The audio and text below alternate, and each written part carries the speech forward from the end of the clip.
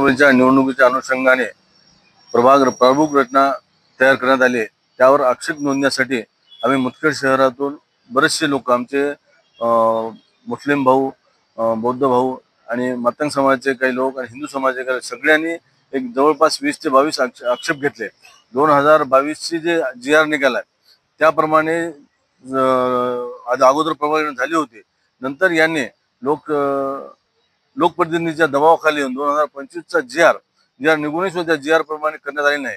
बहुल भागात एक समतोल भागण्यात आला नाही, याचा लोकसंख्येचा समतोल राखण्यात आला नाही आणि मुस्लिम अल्पसंख्याक आणि SC ST या लोकांना फोडून असे नीच असताना त्यांनी फोडून म्हणजे ज्यांना जशी पाहिजे म्हणजे जातीवादी लोकांना जशी पाहिजे म्हणजे भौगोलिकदृष्ट्या आणि सामाजिकदृष्ट्या हे प्रभाग झाली नाही.